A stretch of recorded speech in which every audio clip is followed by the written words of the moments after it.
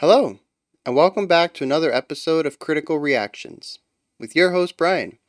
We're going to be moving into some more electronic music today. We're going to be checking out a band called Braids. Interesting title. The song is called Blondie, and we got some nice water, I suppose, on this album art. Got me in the mind of atmospheric stuff, sort of like the Bryan Eno track. So let's see what these guys are bringing to the table and see if I'm spot on with that. Probably not, but let's get into it.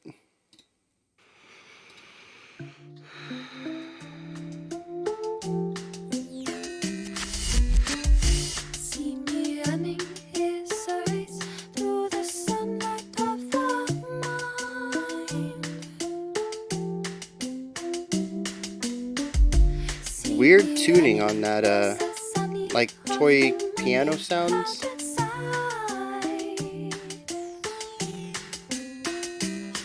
Definitely some detuning effects on it to create a lot of dissonance.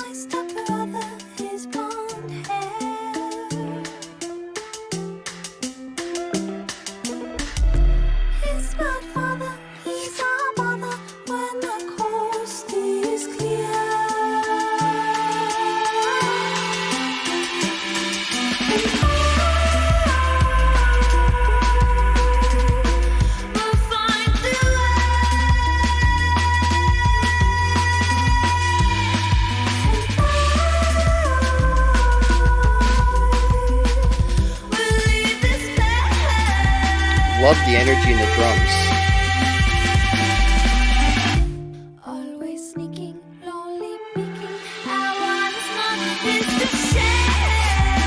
Interesting 4-bar, bringing it down a bit.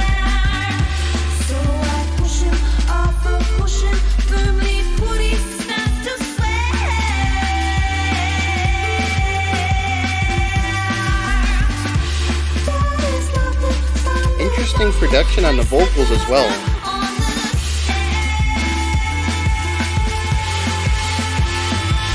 It's treated like just another instrument rather than a focal point.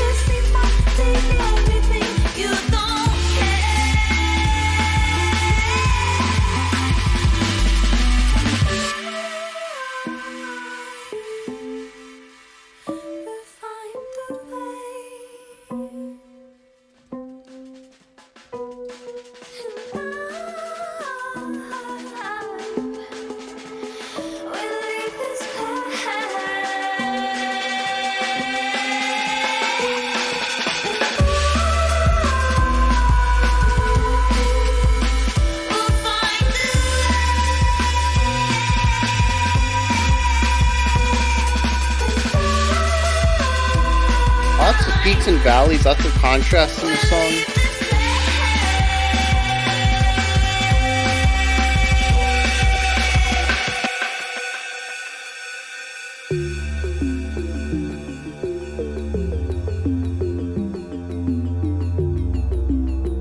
And quite a few voices as well.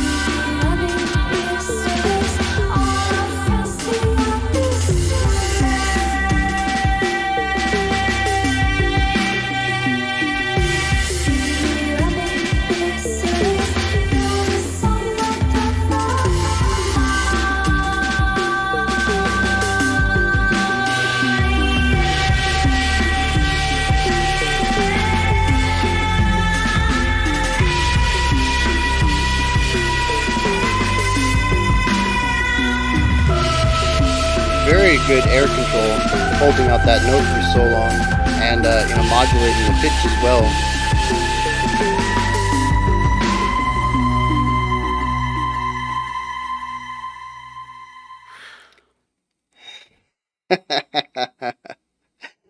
Ah, man, I thought we were done. And left pans only, a sharp inhale. Interesting choice.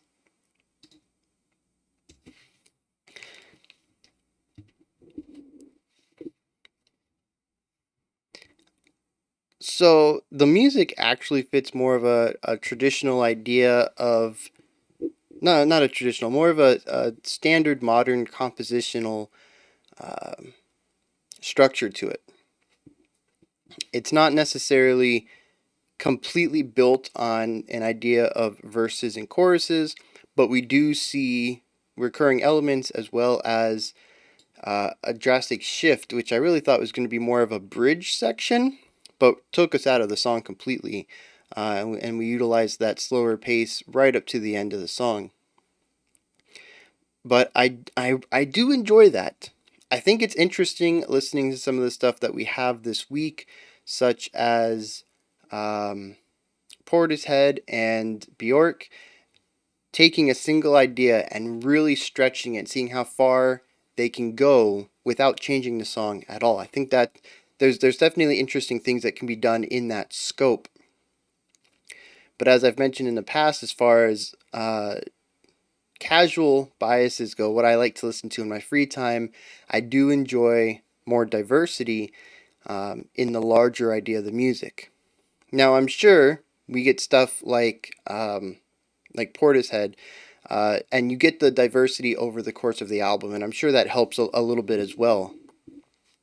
But looking at a single song for these reactions, I have found myself wishing that there's just a little bit more meat to the music, and I think I found some electronic music right here with Braids that sort of sits in that middle point. We still kind of sit within these a single idea structure. The latter minute of the song is not too drastic of a difference from the beginning. We have a couple timbre changes, but it's mostly a tempo shift rather than a completely thematic shift in the music. But it's just enough for the song to feel more dynamic than some of the stuff we've checked out this week. And I think that fits more with what I typically listen to, and actually has me looking at some electronic music. I'm like, yeah, I could probably get into something like this, or at least I could dive more into it. Maybe I listened to the album once, and that's it. I never returned to it, but that's a little bit more than I've felt after coming out of the rest of the tracks this week, except for Bjork. But that's just because it's weird. Makes me want to explore just to see what other oddities she's created with her music. Um, So yeah, I want to look at a couple of things. Obviously, most of this is going to be production wise, and as usual, I'm a bit out of my depth speaking about production, um, at least in the way that it's utilized here, in some of these more experimental ways that electronic tends to use production as. But I'm going to give it my best shot. Um, First of all, the main melody line that takes up the majority of this, well, no, not the main melody line, because technically that would be the vocals, but that toy piano tone that's utilized throughout the majority of the song seems to be working within microtones, microtonality. I mentioned that it seemed detuned, and I do think that that is what is happening here. But that's also a very Eurocentric terminology, only viewing the 13 notes that we have. And there's a lot of music in the world that uses notes between the notes that we tend to use, the white and black keys that show up on a piano. And I don't think I heard too much variation in the notes being hit. So it makes me think that they were working on microtonalities rather than simply detuning the notes. However, the end result is sort of the same thing. We're still hitting the same tone. I suppose it's more about semantics at that point. But yeah, it provides a bit of creepiness and unsettlingness to that beginning of the song, especially given how sparse it is. We have just the piano and the vocals. I think that was really it. Maybe a light drum. For some reason, the only drums I can remember is the ending, and then that really intense drumming that shows up in the not the faster section, but the section with more energy, more intensity. But I think there was like some very light drumming at the beginning, but the drumming doesn't add to the harmonic elements of the song. And just between the vocals and those slightly out of tune or detuned or microtonal notes coming off of the keyboard, it's very, I don't know, unsettling, I think is the best word, but I don't think it's a perfect description. It isn't really a scary section. There's just more tension than I think the rest of it implies, and the tension seems unnatural or out of place, which gives it even more tension. It's even more strange, and it just adds to sort of an ominous vibe, I suppose. So we have this sparse section, we have the vocals over that. And the vocals are interesting as well because I mentioned that they're utilized more as an instrument than as vocals, or at least they're viewed more as an instrument. And there's a lot of modulation put on them that I don't typically hear on vocals. There's a lot of stuff done to sort of disrupt the vocal line to give it different tones and different sounds, stuff that I typically associate to doing with pads or synthesizers or virtual instruments, not too often on vocals. And I think the most obvious example of this is when the vocals held a note out and it was panned across the two sides faster and faster and faster until it became this indistinct warble. And it really lost all the characteristics of human voice. And I think that was the one pushed to the most extreme. But if you listen all throughout the song, there's multiple instances where you can hear a bit of like live mixing. Obviously, it's not done live, but it sounds like almost live mixing done on the vocals. There are points when it gets brighter for no reason, it gets darker, there's volume shifts on it, there's little bits of reverb added to it that don't appear when they start singing the next line. There's just a lot of experimentation on the vocals to keep them changing in a sense, to feel out of place. And it's very interesting to hear that right up against the detuned piano as well, and it adds a lot of inhumanity to it. There's a coldness to this song, and I think it comes from, not saying this in a bad way, but the overproduction. This song definitely has more production work on it than would be needed for a typical song, trying to work within the realms of, say, pop. Pop also tends to use electronic instruments, high production values, but they very rarely allow the production or the music to get in the way of what is the key is the vocals, really getting the audience, grooving with the lyrics and hearing them and trying to relate with them. Obviously, a lot of pop lyrics about relatable situations, and then of course getting the hook in the listener's minds so that it gets stuck in there and they keep coming back to the song. And this song, it feels like it almost does the opposite of that. It does so much to remove that human element and to remind the listener that at the end of the day, this is all stuff put into, a computer to be edited, including the vocals. There is nothing precious about a vocal line that puts it above the rest of the instruments. No different than the keyboard or piano should be in something that is, properly tuned to the key of the song. Did I say there were 13? I think I said there were 13 notes earlier. There's obviously 12. I don't know. I don't know why I said that. Oh man. All right, moving on. Um, the next section brings in more intensity in the drums as well as some more atmospheric stuff, some extra widening on the vocals, and I love this bit. It brings about an energy that I think the first section was lacking and removes some of the dissonant, creeping, ominous tones as well, and provides a bit of contrast to all that. I One of these days I'm gonna start putting some lyrics up and try to follow along.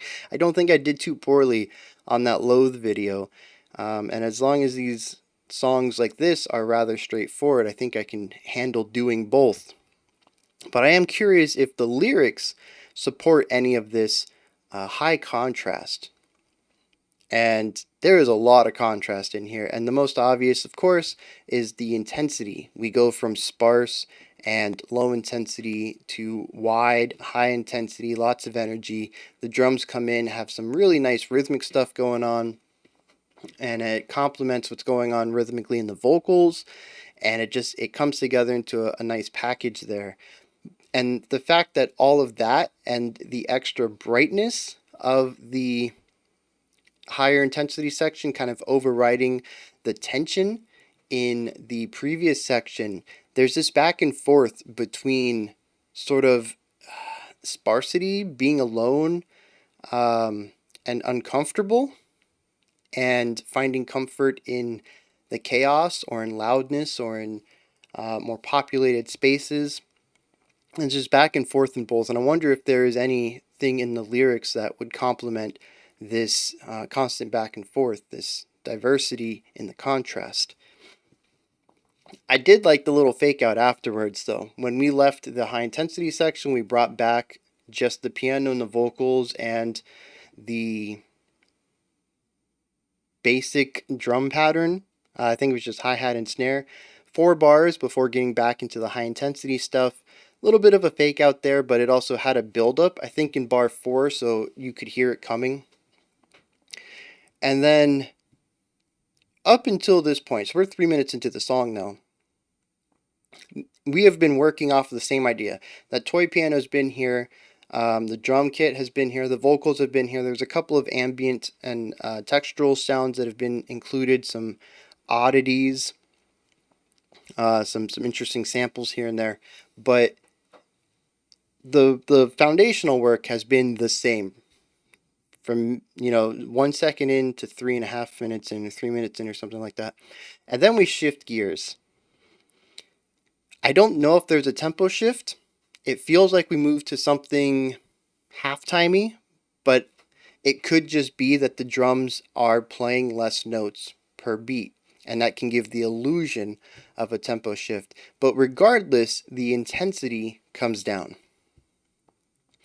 And it's an interesting middle ground between the two previous sections, where it's not quite sparse and haunting, but it's not upbeat and energetic either. It's kind of sitting in the middle, and it's a nice melding of the two. From a musical standpoint, I think it's very interesting to take two high contrasting elements and mash them together, maybe possibly try to find that middle ground and see what comes of it.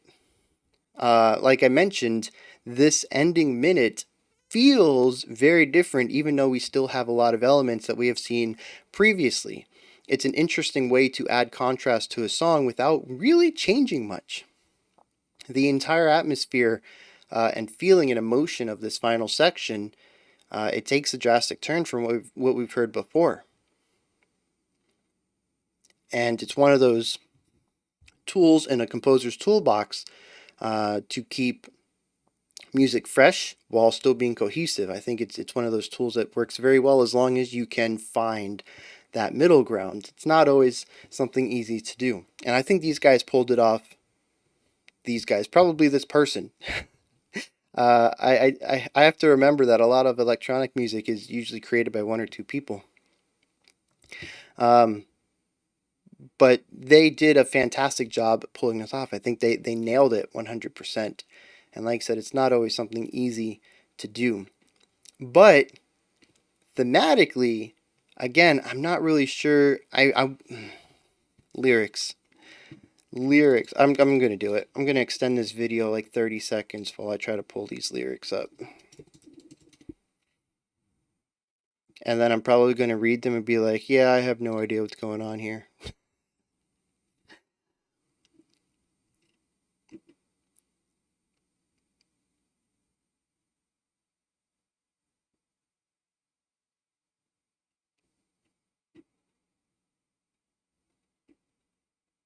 Huh, so that's interesting.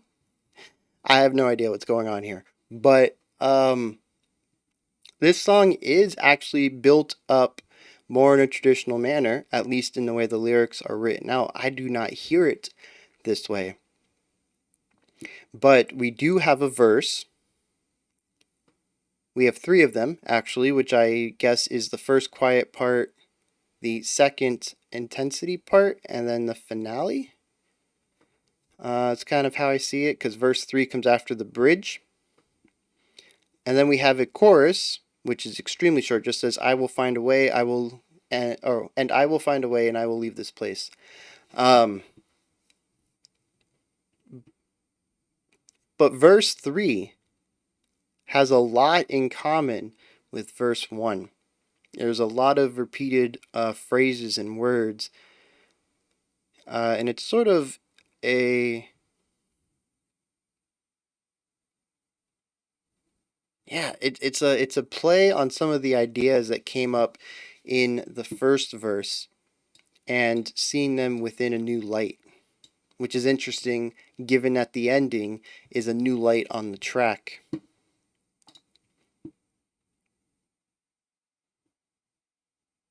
But it definitely seems to be a song about not being comfortable where you are and trying to escape that place.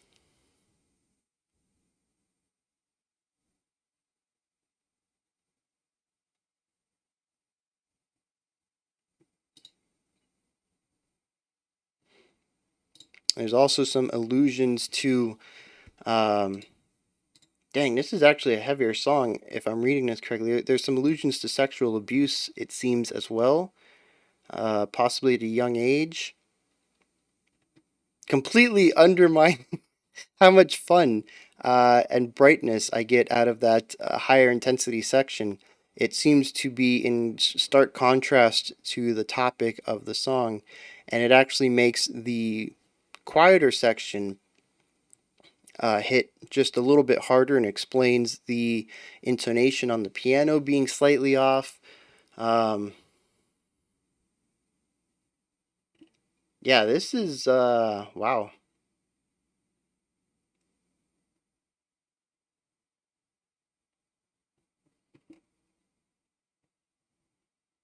Completely changes my appreciation, my views on the song.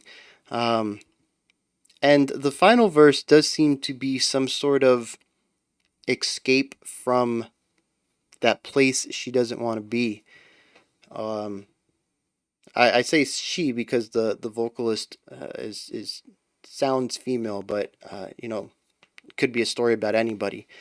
Doesn't have to be about the vocalist. Could just be a story. But yeah, it seems that the character in the story has escaped, and an interesting idea is merging the uncomfort and high intensity into a single idea, which is where they are at now.